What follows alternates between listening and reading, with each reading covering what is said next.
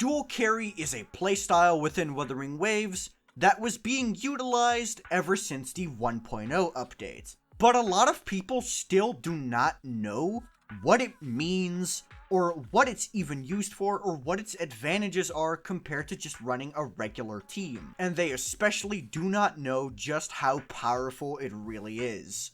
So that's what this video is going to be discussing. What is dual carry, and why is it so good? To understand what dual carry means, first we have to discuss the integral mechanic that makes dual carry work in the first place, being the swap cancel. Swap cancels are a tech that is as ancient as the game itself, being utilized even in the very first beta tests. Essentially, what the swap cancel means is using an attack with one of your characters and then swapping into a different character.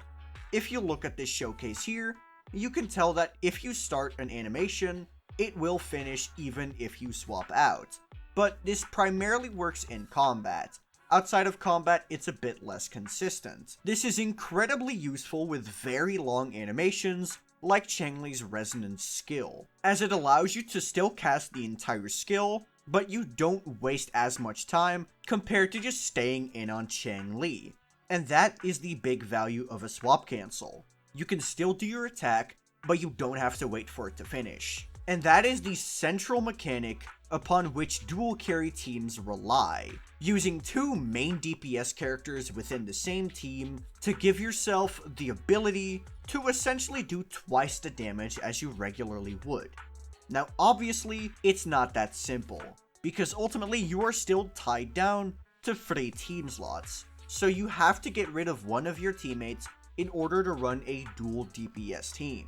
But we'll get into the disadvantages of a dual carry team later. First, I would like to discuss how one character in particular has taken an incredible advantage out of the dual carry team playstyle, and that is Changli. Changli, on release, was seen as a pretty mediocre character, only really being called good by people who like Changli as a character, which to be fair is a lot of people. But Changli as a DPS was always going to underperform. She simply did not have the damage of Jinshi or Jian to be called a proper hypercarry. A lot of people try to use her Ultra skill to buff Encore, but this also ended up performing worse than using Sanhua with her.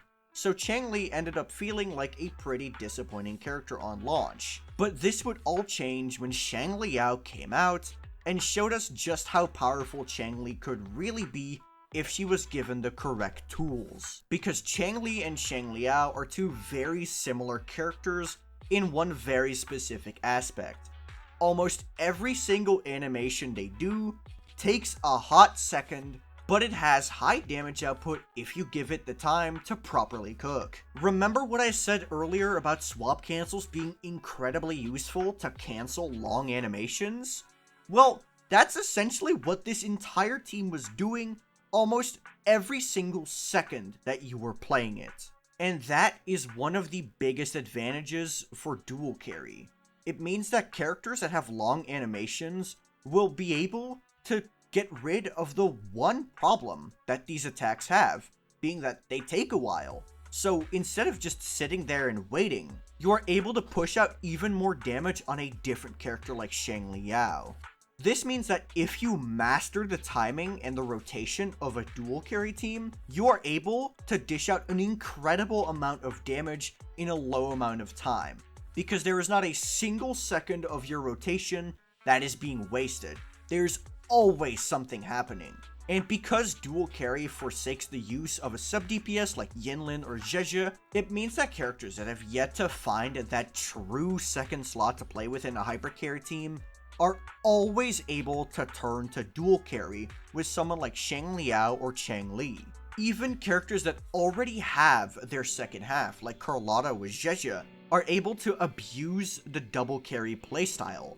The only type of character that really doesn't fit into this team archetype is characters that have short animations, like Jian. But obviously, dual carry is not a perfect team archetype. There is certainly some disadvantages to it as well, and by far the biggest one is that it's just simply harder to execute. The focus on constant swapping makes it so you need to have good timing in order to properly utilize the team.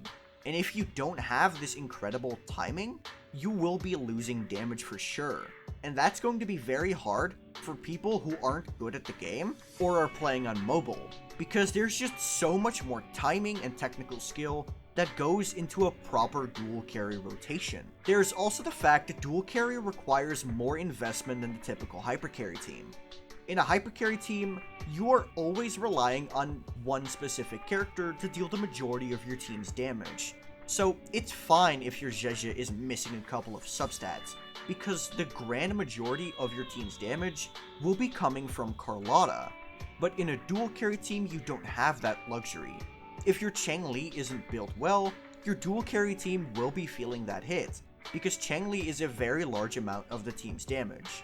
Way larger than Zhezhi would be in a Carlotta hyper carry team. So having less investment is just going to hit you harder than it would in a hyper carry team.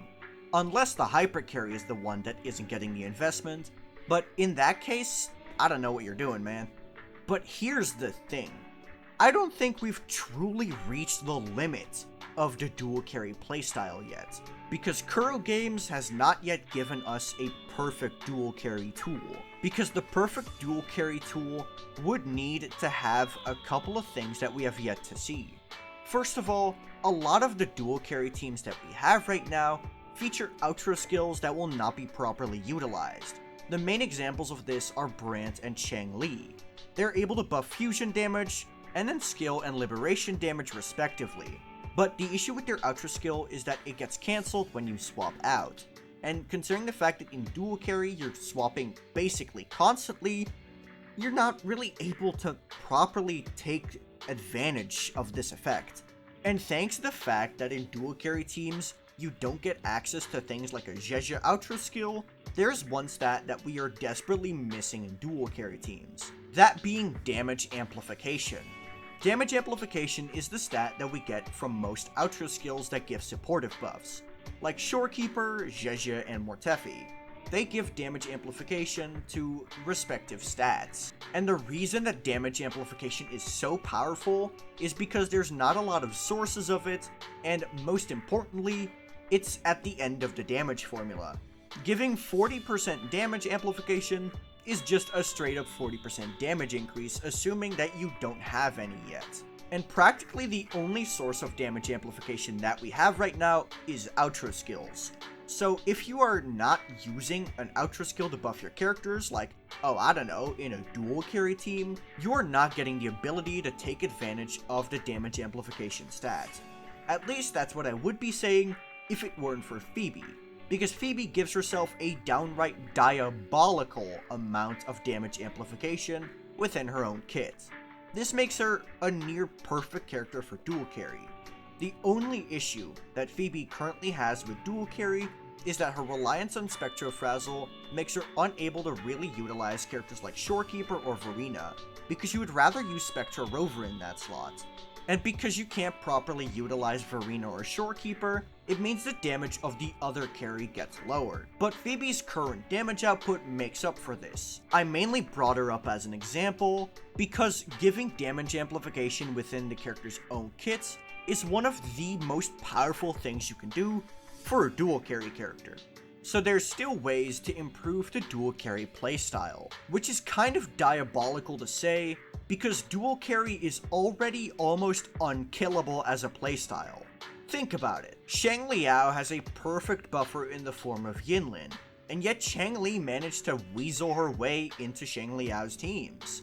Even with Carlotta, a character who outright gets punished for swapping during her ultimate, still has the ability to use Changli.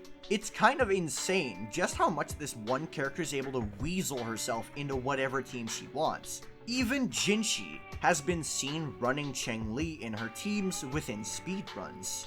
But why is this? How is it that Changli is able to make herself comfortable in anyone else's house except for her own? Because as a hyper carry, she really isn't all that impressive. Well, it comes down to one very simple factor. The only downside that swap canceling has is that you lose your outro skill buffs. but the only teams where losing this ultra skill buff is so drastic that Changli is an unusable character with them is if the DPS in question would be so insanely busted that there's no reason to use any other character. And given the fact that Kuro Games has been pretty chill about power creep in the game so far, makes me think that this type of character will not be coming for a very long time. So the dual carry playstyle is simply unkillable. No matter what Kuro Games tries to do, you can't kill dual carry forever. It will always come back, and it will always weasel itself into whatever team it wants to. But what do you think of dual carry? Do you think it's going to survive as long as I think it is, or do you think it's kind of overrated? Let me know in the comments below. And while you're down there, be sure to subscribe to the channel and like the video. If you have any questions to ask me, you can join my Discord, in which I answer questions quite frequently. If you just want to hear me ramble about stuff, go to my Twitter account. That's where I post my random thoughts. Both my Discord and Twitter are linked in the description. But that'll be it from me. Peace.